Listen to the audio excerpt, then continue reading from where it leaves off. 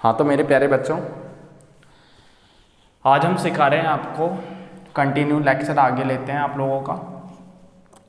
तो आज हम करेंगे और वैल्यू सीखेंगे ट्रिग्नोमेट्रिक वैल्यूज। आपने सुना भी होगा, 9th क्लास में पढ़ा भी होगा आपने। 0, 30 डिग्री, 45 डिग्री पढ़ा होगा, याद होगा, 60, 90। तो मैं वो टेबल बनाना भी सिखा देता हूँ आपको मेरी तरफ से, और उस पर ही हम काम कर लेंगे, ठीक है ना। एग्जाम्पल लेके आज हम इसको ख़त्म कर लेंगे, जो भी जितना भी मैटर रह रहा है। कल से हम आपकी बुक के सवाल लेकर चलेंगे, जितने भी क्वेश्चन होंगे, कि हमारा जो कंसेप्ट है वो आज ख़त्म हो जाएगा, ठीक है ना। अब क्या करेंगे, हम बुक के सवाल करेंगे, और ये जो मेरी एक्सरसाइज हुई है ये 8.1 और 8.2 तक ही ख़त्म हुई है। अभी मुझे 8.3 में कुछ नया बताना है, लेकिन इसके जो रिलेटेड क्वेश्चन हैं वो मैं आप लोगों के सामने ले आऊँगा, ठीक है बच्चों। तो बात करते हैं आगे। तो ट्रिग्नोमेट्रिक रेशियो मैंने आपको बताए थे, साइन थीटा, कॉस थीटा, जैसे मैं लिखता हूँ वैसे ही हमें लिखना होता है। साइन, कॉस, टेन, फिर क्या आता है बच्चों, अच्छा बता पा रहे हो, कॉट, सेक और कॉसेक। ये 6 जानवरों के नाम बताए थे मैंने आपको, 1, 2, 3, 4, 5, 6। क्लियर है। ऊपर जो एंगल चलते हैं ये फिक्स होते हैं, डिटेल में हम आगे समझेंगे। अभी आप चीज़ों को समझो बस। 0 डिग्री, 30 डिग्री, 45 डिग्री, 60 डिग्री और 90 डिग्री। क्लियर है। कई बच्चे इसको एग्ज़ाम में जाते समय भूल जाते हैं, तो इतना सा याद रख लेना, पहला और लास्ट में तो 30-30 का गैप है, 30-30 का, यहाँ भी और यहाँ भी, और बीच में दोनों में 15-15 का गैप है। तो थोड़ा सा हो सकता है आपको याद आ जाए, हो सकता है थोड़ा सा आपको क्या हो जाए, याद आ जाए। अब देखो कैसे करेंगे याद।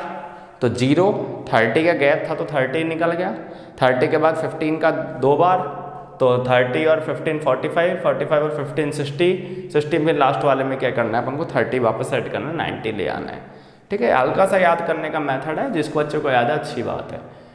हाँ, एक चीज़ मैं आपको बता देना चाहता हूँ कि मैंने कमेंट्स में जो वीडियो थी हमारी उसमें भी मैं देख रहा था, तो मैंने एक कमेंट पढ़ा था उसमें कि जो मैंने रेगुलर हेक्सागन बताए थे आपको, उसमें बच्चे कंफ्यूज हो रहे थे कि सर tan थीटा में साइन बटे कॉस लेना है, इधर घूमना है, क्लॉकवाइज घूमना है, एंटी क्लॉकवाइज घूमना है।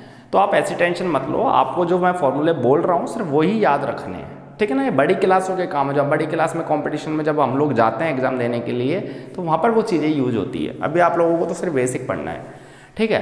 तो मैं आपको बता दूं कौन कौन से फॉर्मूले याद होने चाहिए। साइन थीटा होता है 1/cosec थीटा, कॉसेक थीटा होता है 1/sin थीटा, कॉस थीटा होता है 1/sec थीटा, सेक थीटा होता है 1/cos थीटा, tan थीटा होता है sin/cos, और tan थीटा दूसरा फॉर्मूला होता है 1/cot। cot पूछा जाए तो 1/tan थीटा, cot थीटा दूसरा पूछा जाए तो cos/sin थीटा।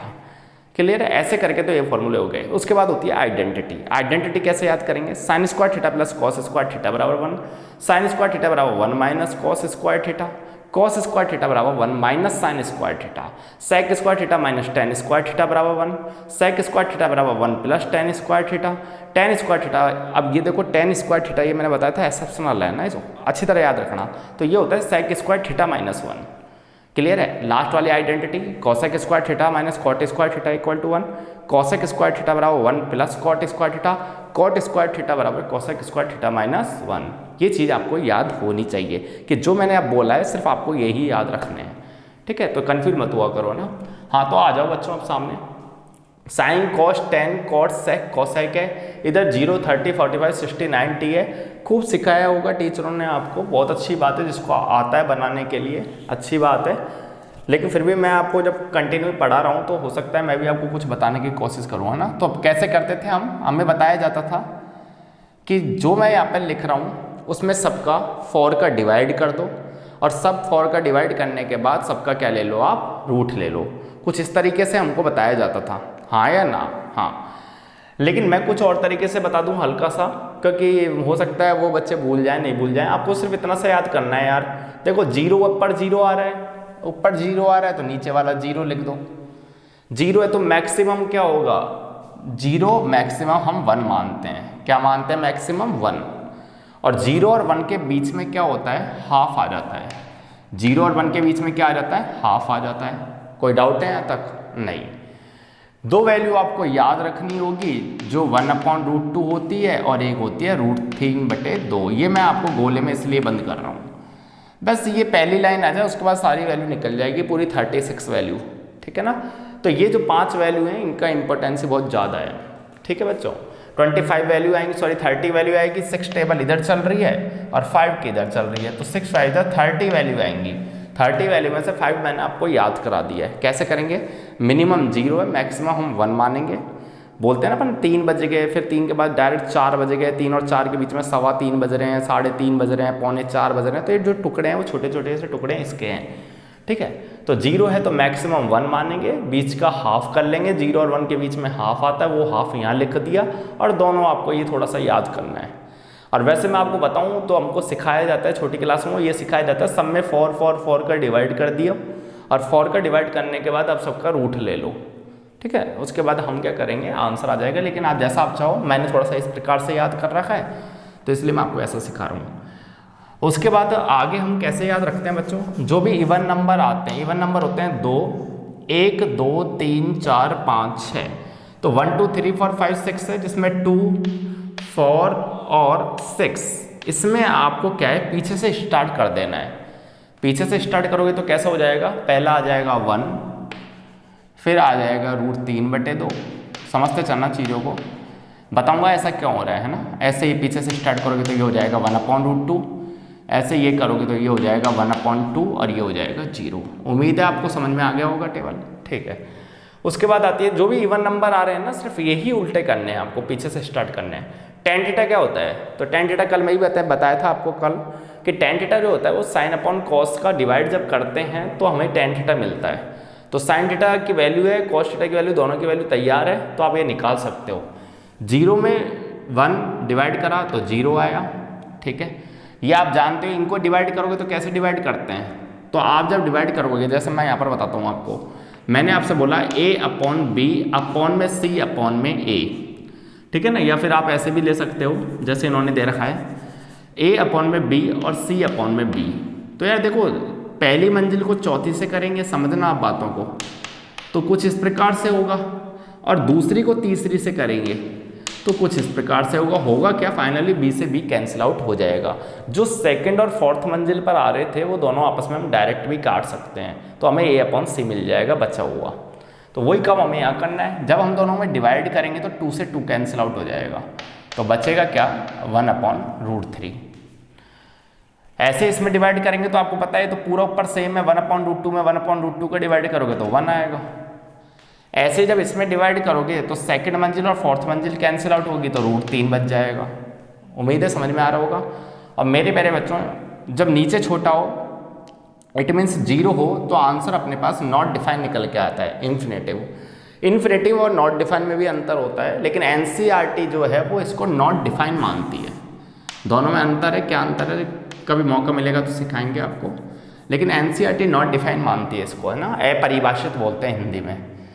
फिर वापस इवन नंबर तैयार है तो पीछे से स्टार्ट कर दो तो नॉट डिफाइन आ जाएगा, फिर पीछे से स्टार्ट करोगे तो √3 आ जाएगा, फिर करेंगे तो 1 आ जाएगा, फिर करेंगे तो 1/√3 आ जाएगा, और फाइनली लास्ट में 0 आ जाएगा।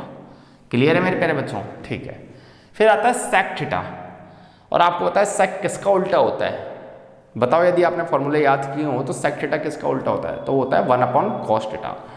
तो हमें वही काम करना है। मैंने ये भी बताया था आपको कि नीचे से दूसरा जो होता है ऊपर से दूसरे का क्या होता है, उल्टा होता है। तो उल्टा करना है आपको, 1 का उल्टा 1 होता है। आप कहोगे सर 1 का उल्टा 1 कैसे होता है, तो देखो यार इसको भी समझ लो।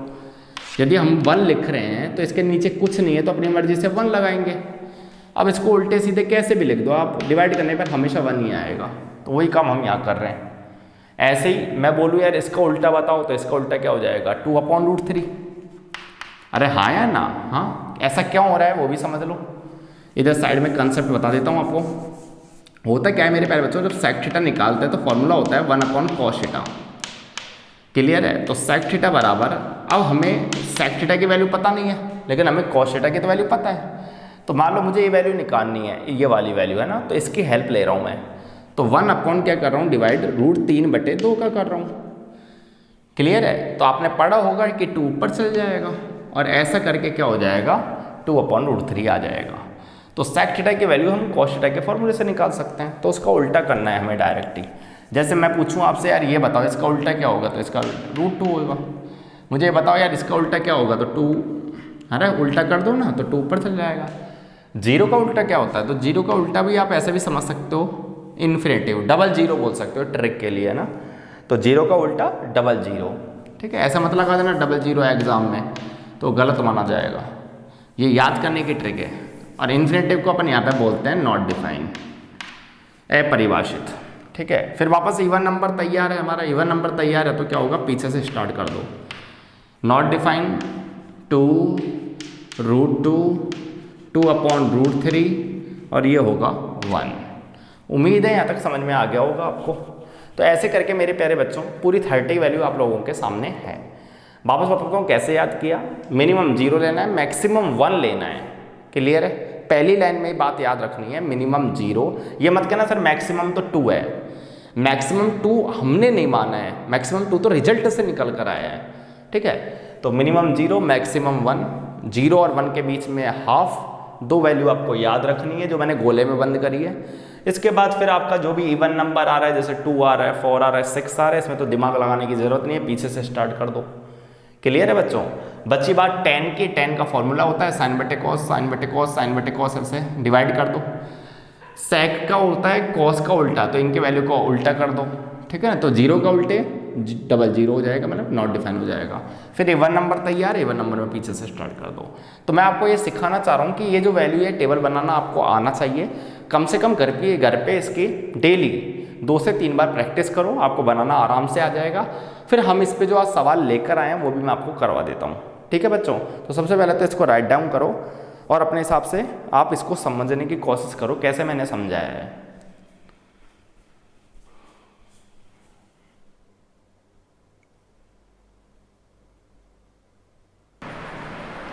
हाँ तो बच्चों हम कुछ इन सवालों की प्रैक्टिस कर लेते हैं एक बार, समझना।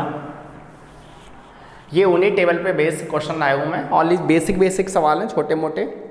कल से कुछ सवाल मैं करूँगा और कुछ सवाल मैं आपको घर पे करने के लिए दूंगा, है ना। मैंने पहले दिन भी बोला था आपको मेरी क्लास में HW हार्डवर्क या होमवर्क मिलता रहेगा, ठीक है। और आपको ईमानदारी से मेहनत करते चलनी है। कोई डाउट आता है तो मैं आपके यहाँ क्लास में कंसेप्ट क्लियर कर दूंगा। एक बच्चे का डाउट और आया था कि सर जो परपेंडिकुलर है इसको एडजेसेंट बोल सकते हैं क्या, ठीक है ना। एडजेसेंट या अपोजिट बोल सकते हैं। मेरे प्यारे बच्चों आप कभी कंफ्यूज मत हो, आप तो सीधी सी बात इतना सा याद रखो, जो अपना एक्यूट एंगल है, एक्यूट एंगल के यदि दूसरी तरफ साइड बन रही है तो अपोजिट ही होगी वैसे ही, ठीक है। और यदि जैसे मान लो आप ऐसे नहीं समझोगे, इधर देखो आप एक बार, वापस मुझे याद आ गया इसलिए मैं आपको बताने की कोशिश कर रहा हूँ।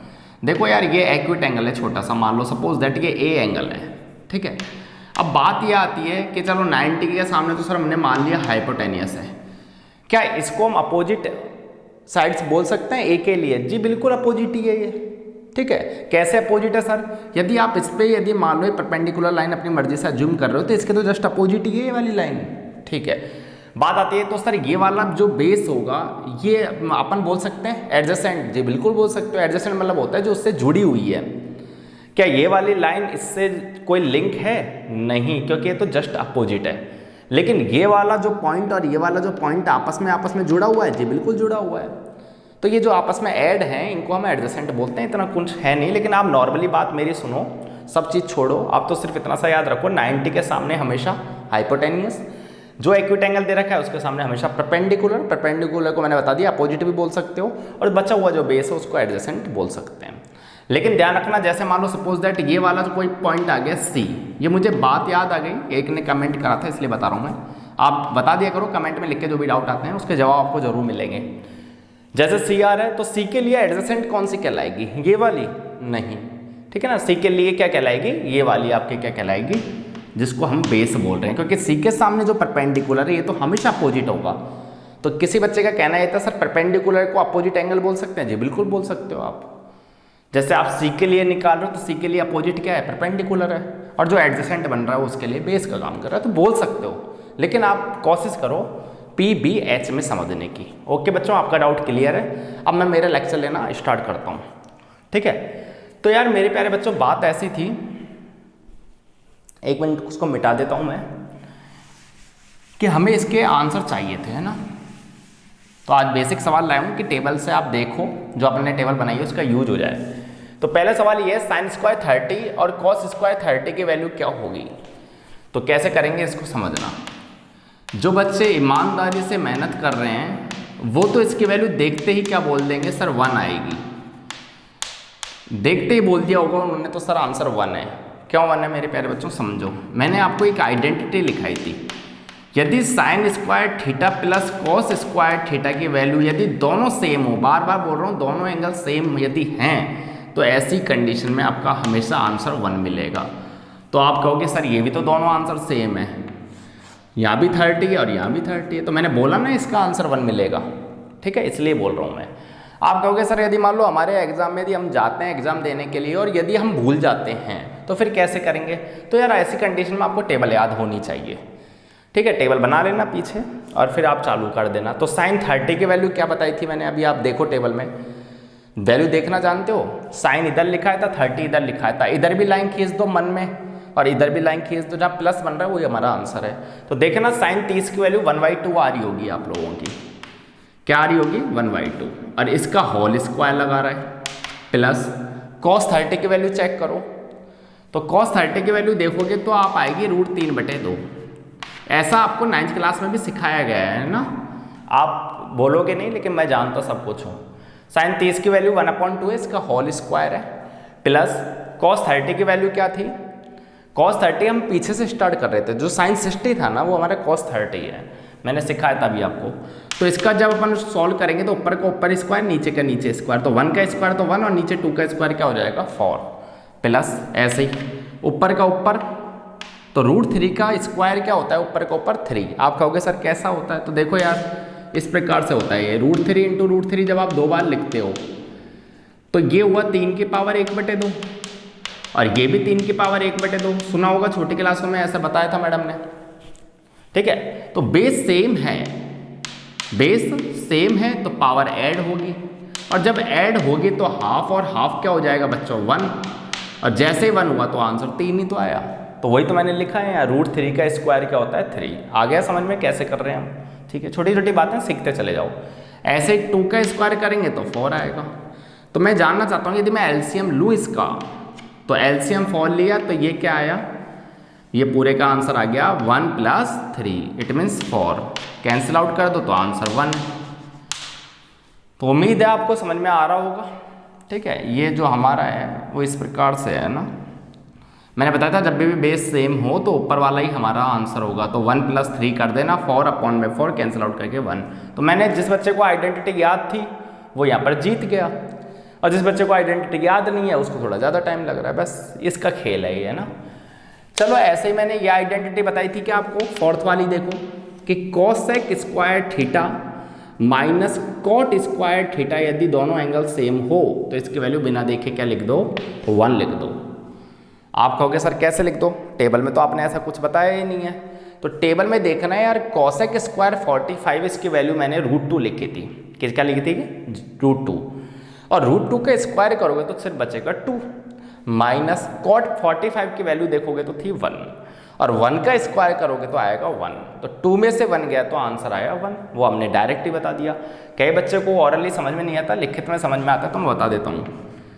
आप इसको वैल्यू लिखोगे तो √2 का स्क्वायर आएगा, ऐसे ही आप कॉट 45 की वैल्यू लिखोगे तो 1 का स्क्वायर आएगा, इसको सॉल्व करोगे तो √2 का स्क्वायर तो 2 माइनस 1 का स्क्वायर 1, तो फाइनली आंसर 1। वो मैंने यहाँ पे करा दिया, जगह हमारे पास कम है। तो ये 2 सवाल हो गए, एक इसको भी देख लो यहाँ पे सॉल्यूशन, ये प्रैक्टिस है, ठीक है ना। जो आज मैंने आपको पढ़ाया है उसका थोड़ा सा ज्ञान हो जाए, कल से हम थोड़े अच्छे सवाल लाएंगे। tan 30 की वैल्यू क्या है यार, ये भी अब आप कहोगे सर ये भी तो एक आइडेंटिटी बताई थी आपने, जिस बच्चे को याद है बोलो, मैंने बताई थी नहीं बताई थी कि tan theta into cot theta है। मैंने बताया था आपको जब वो रेगुलर हेक्सागन लेकर चले थे हम, तो मैंने जब ऐसा बनाया था तो जो बीच वाली लाइन थी तो इधर tan था इधर कॉट था, मैंने बोला दोनों को मल्टीप्लाई करोगे तो बीच वाला आंसर 1 आएगा। तो ऐसे, लेकिन कब आएगा जब दोनों एंगल सेम हो। तो उम्मीद है समझ में आ रहा होगा आपको।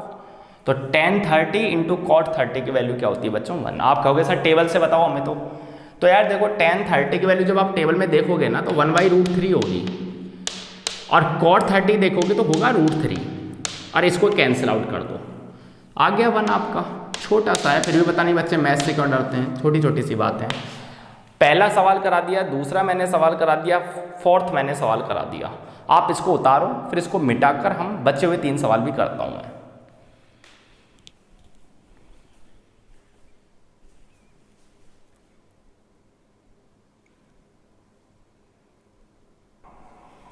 हाँ तो बच्चों अब बारी है 6 क्वेश्चन की।